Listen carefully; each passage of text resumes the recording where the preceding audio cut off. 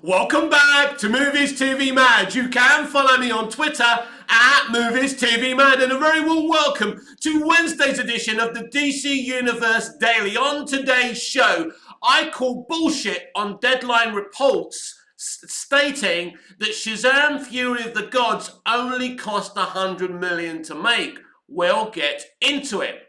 I also call bullshit on the reports that basically Fox and Disney have exclusive rights to Batman on television, and that's why Batman won't be in the Penguin series. We don't actually know if that's the case, by the way. But first of all, let's talk about Deadline's article reporting that Shazam Fury of the Gods only cost $100 million to make. I'm calling bullshit on that. So basically, the final projections for the global box office's opening weekend have come out. It's going to be around 70 to 80 million. Remember, this is globally and not domestic. Now, the Scream movie made around a 40 million domestic opening weekend. So it looks like that's going to be higher than the opening weekend to Shazam Fury of the Gods, and Creed 3 made just over 50 million. So that's around double what Shazam Fury of the Gods is going to do domestically. Also remember that Scream, the latest Scream, is a horror film. No VFX, not much, not many CGI shots, cheaply made. Creed 3 is a boxing movie full of performances, acting, no CGI, no VFX, and even if they do have a couple of shots, it's only going to be a couple of shots. So basically, when studios get hits from films like that, they're very happy. Because I think this is where we're going to be heading to in the future, making real movies that don't cost as much to make, that can bring in more bacon, but this is how we used to make movies. Rocket, and films like that, Karate Kid. Non-expensive films that bring home the bacon. So I don't believe for 1 minute that Shazam Fury of the Gods cost $100 million to make, and this is why. I've compared the VFX shots to the first Shazam to the second Shazam, and I've counted them. And basically there is no way that Shazam Fury of the Gods has less VFX shots than the first movie. I'd say the sequel has quadruple the VFX shots, the CGI shots in the movie. Then you've got Lucy Liu and Dame Helen Mirren. They would have cost a bit. Now, if you look at the cast for the first Shazam movie, there's no one that famous that you have to pay a lot of money. Now, in Lucy Liu and Dame Helen Mirren, we're not talking about Tom Cruise or Brad Pitt, but they would have been a lot more expensive. Now, I've defended the low marketing drive of Shazam Fury of the Gods because some know-nothings are going to blame the lack of marketing for the movie not doing so well. I call bullshit on that because you're not going to spend a lot of money on your marketing drive when you know it's not going to make a difference.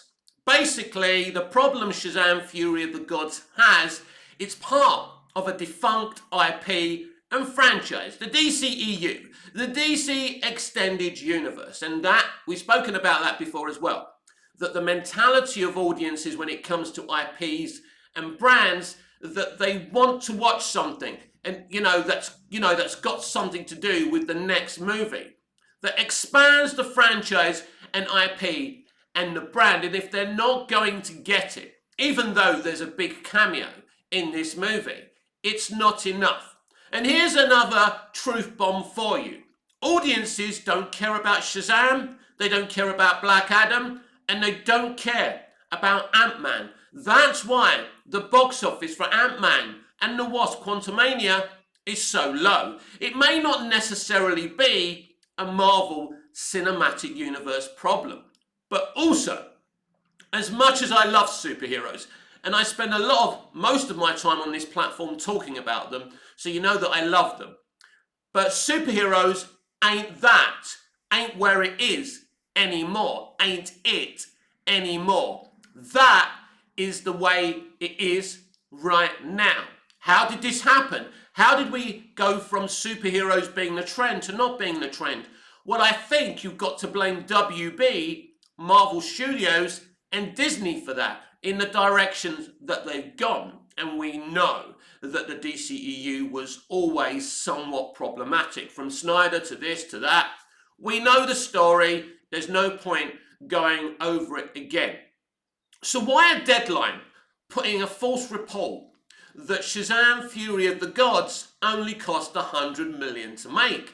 Well, when you're giving projections of 35 to 40 million opening domestic weekends, you know, you've got to kind of blag it. You've got to spin the narrative.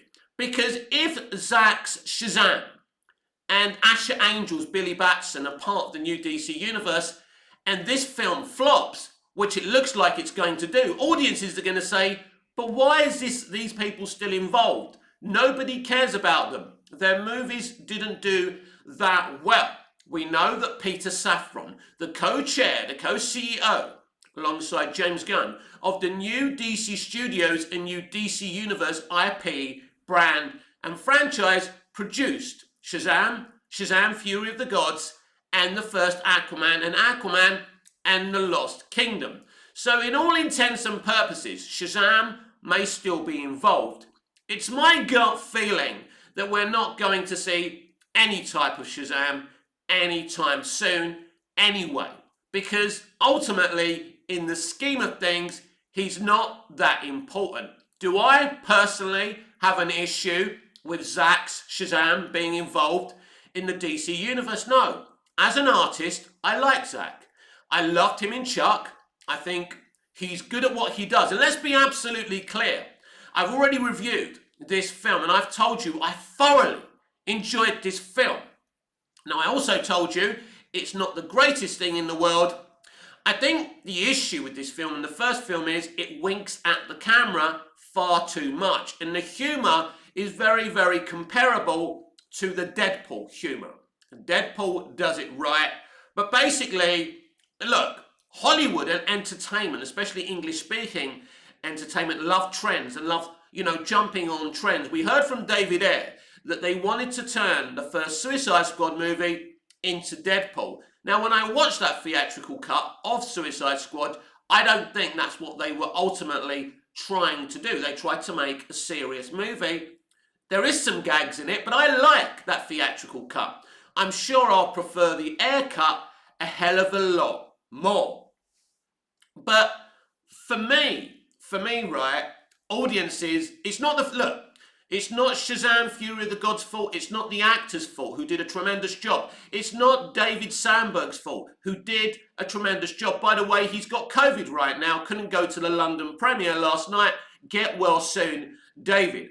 David has made a fantastic, entertaining movie. The issue isn't with the movie. It's a lack of interest. It's nothing to do with marketing. It's a lack of interest. But look, we go back to the first film that genuinely cost $100 million to make, maybe a bit less. There's very few VFX shots in that movie. There's a few in there, of course there is, but you can tell that the VFX is used very, very sparingly. But if you've seen this film, and I know people are going out there now to see that film, and I'm sure you're going to enjoy it, please let me know on my Twitter. Tag me at MoviesTVMad. Tell me, just on my timeline, no need to DM me, at MoviesTVMad. Tell me what you thought of the movie. At me and give me mini reviews, and I'll quote you on this channel. Or if you don't want to do that, if you're not available on Twitter, please comment on this video on your thoughts and feelings of this movie. I loved it. I enjoyed it. But ultimately, this movie has not very much to do with James Gunn's and Peter Safran's DC Studios future. Now, we saw we saw a picture of James Gunn and his wife and their friends in a car saying, going to the Shazam! Fury of the Gods premiere. Of course, he's trying to push it for the studio. He's not attached to this movie, but he's part of DC now. He's trying to push the movie. Now, what's the difference between Shazam! Fury of the Gods and an underwhelming reception and an underwhelming box office to the Flash movie? Why are the studio a lot more confident that that movie will make a lot of money? That film has teased setting up James Gunn's and Peter Safran's brand new timeline. It's important you watch it if you're interested in the future of DC Universe. But not only that, this film has multiple cameos, and the Michael Keaton guest starring role, which is not a cameo. He has a lot of scenes in this movie. He's a very popular version of Batman. People were screaming in the reactions to the trailer, the first, full trailer.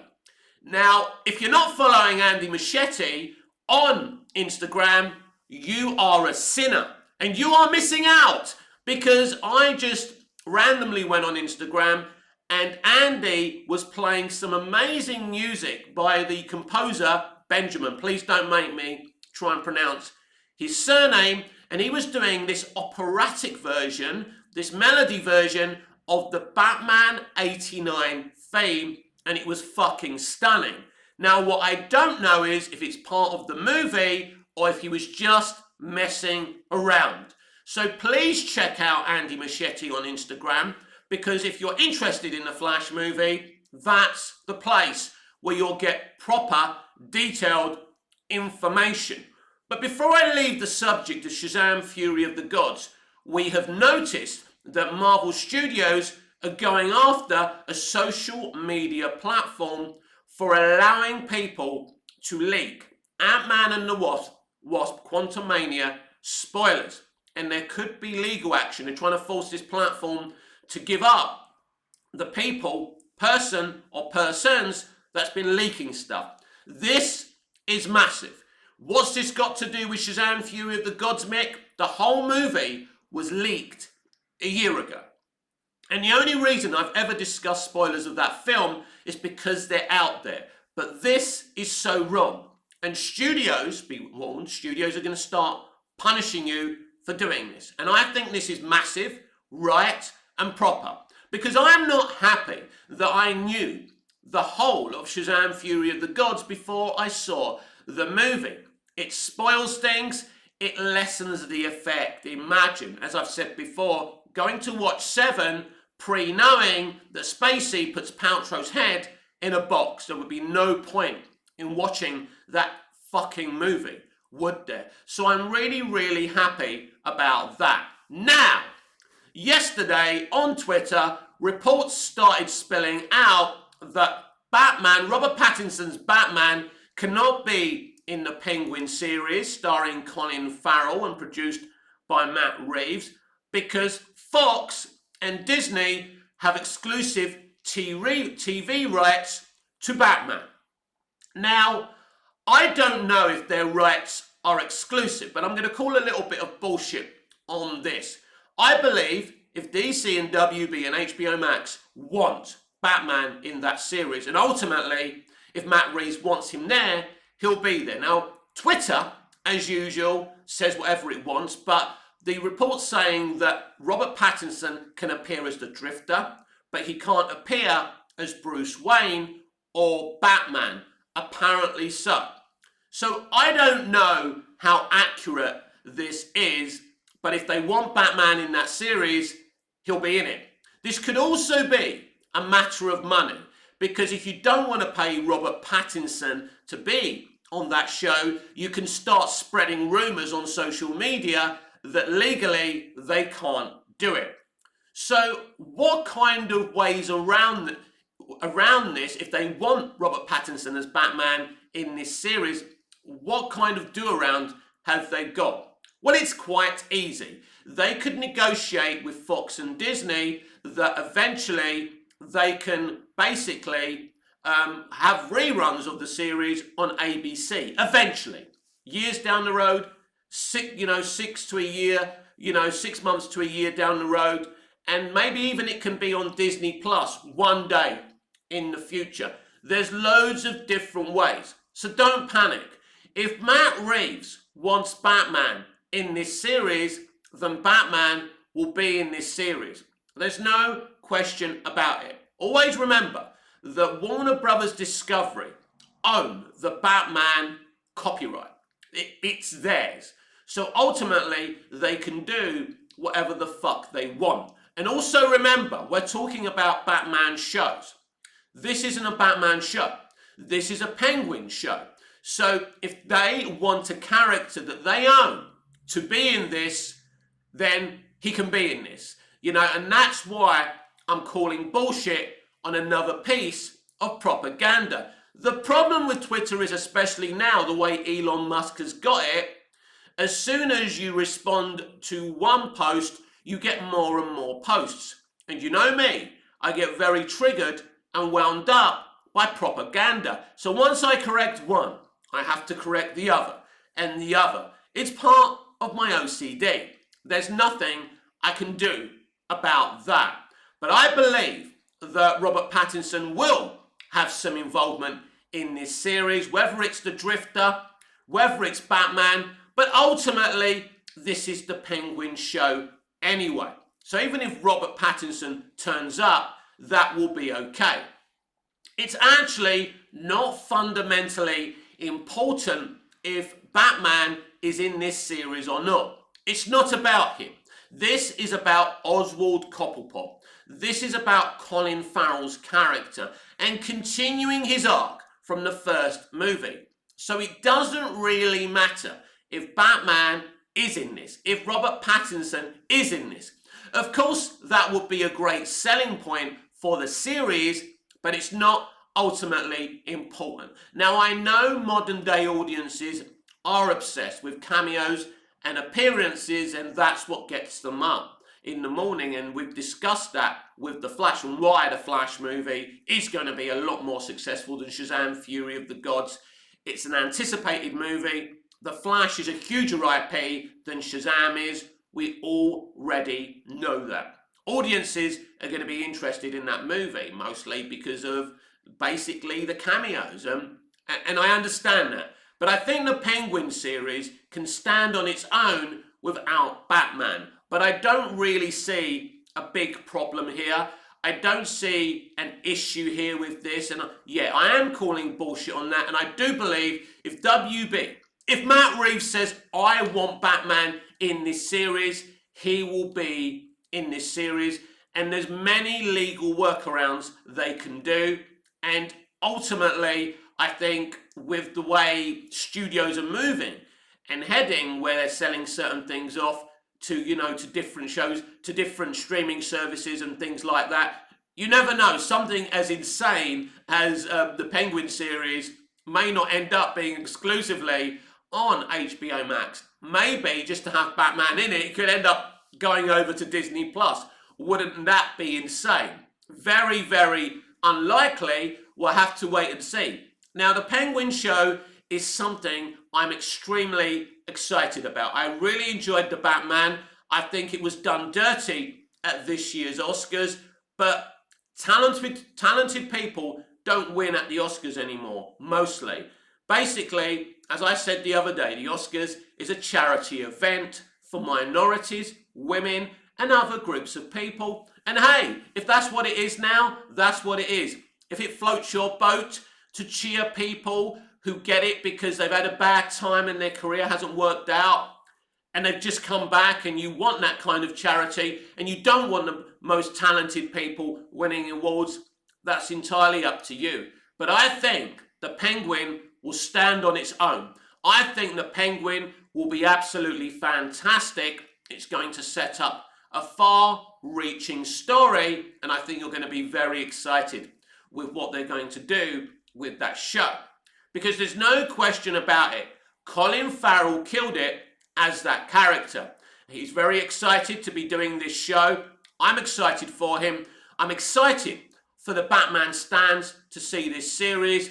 And, you know, there's lots of things from the comics that they can use apart from Batman as well. And I'll repeat, this is part of Batman's world, but it's this chapter is really about continuing the arc of Colin Farrell's Oswald Cobblepot. And that, my friends, is the most important thing.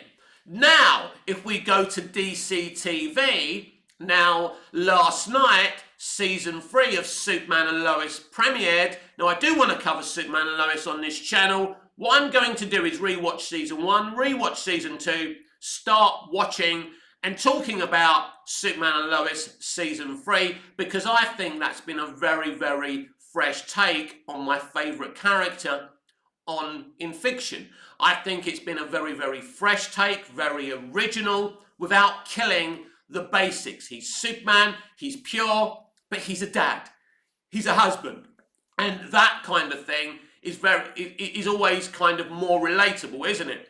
That Superman has got so much more to lose, you know, and it's not just about using kryptonite against him or using magic against him. It's also about the emotional thing, because I think with Superman, I think what you can use to hurt Superman is the emotional element.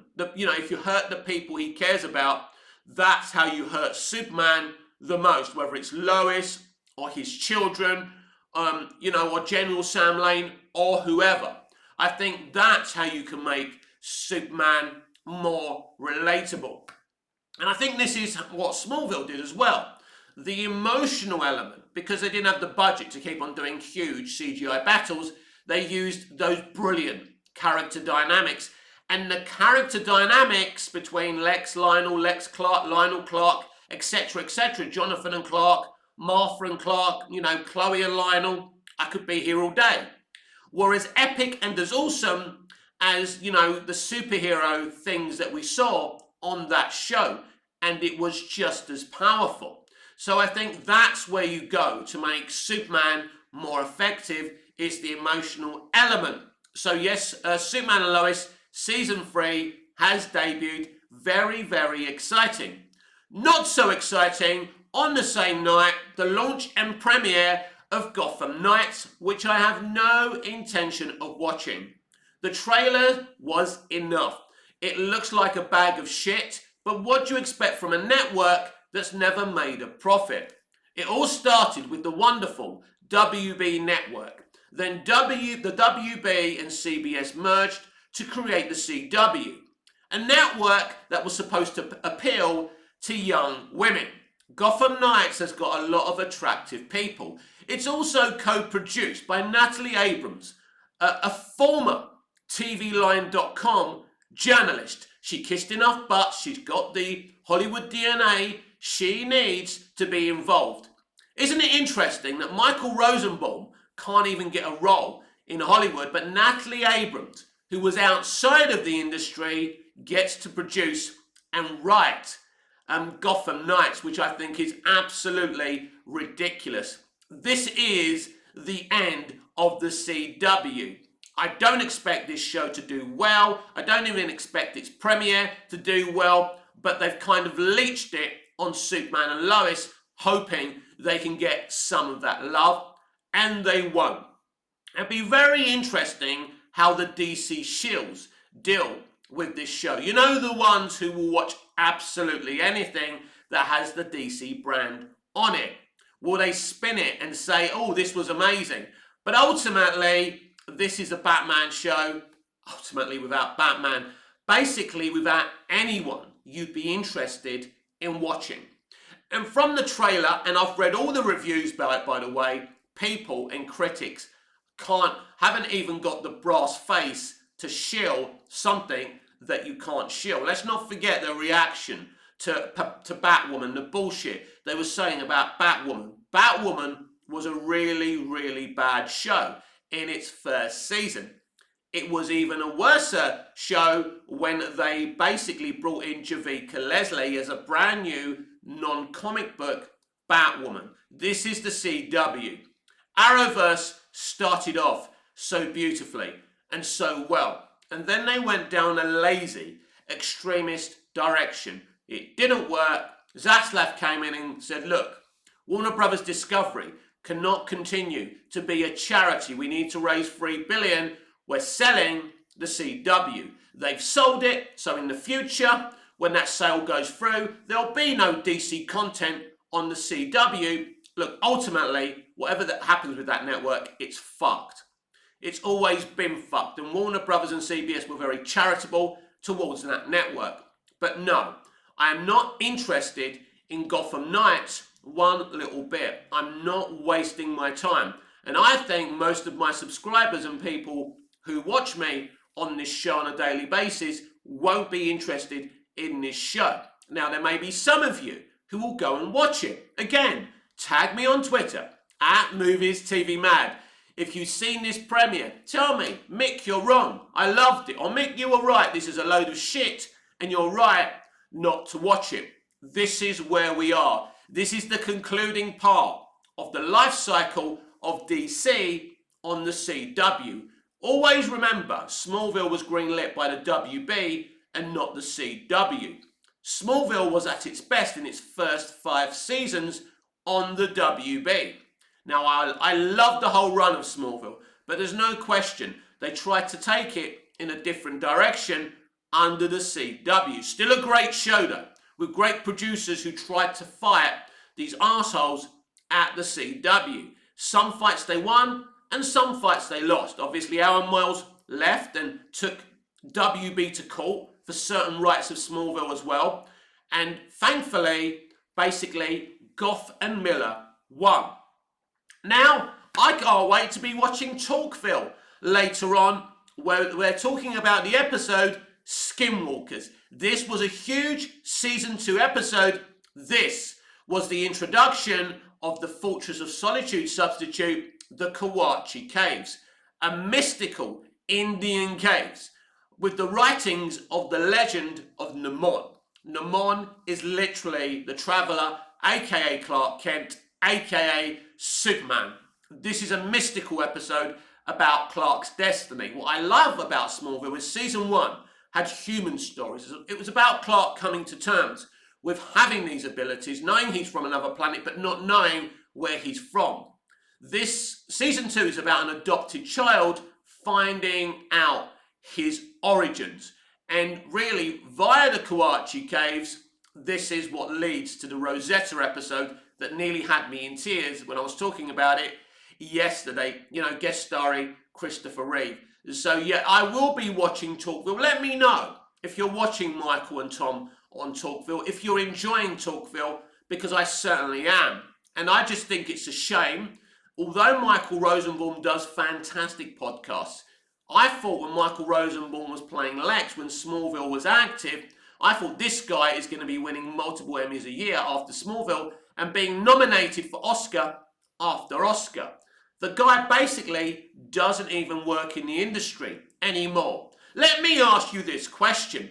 How can Natalie Abrams, a former TV line journalist, be producing and writing Gotham Knights while one of the best actors in the industry, Michael Rosenbaum, can't even get a gig? Unless it's for James Gunn in a small role in Guardians. I'm not sure if he's in Guardians Volume 3 as well. I suspect that he is.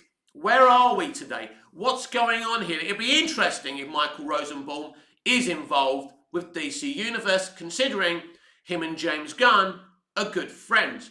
Personally, I've always wanted Michael to reprise his Lex Luthor role. He didn't do it on Crisis. I was relieved he didn't do it on Crisis after what they did to Tom Welling's Clark Kent. It was absolutely disgusting.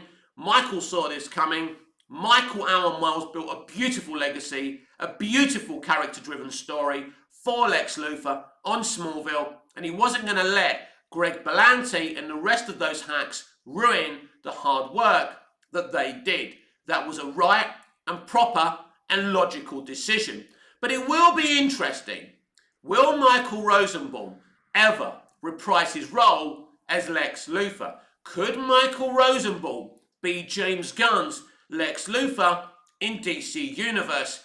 Well, if this ever happens, you'll see me dancing around, pouring cold water all over myself and being thoroughly excited, because Michael Rosenbaum is one of the best actors I've ever seen perform the art form. He was amazing as Lex Luthor. He deserves more as Lex Luthor.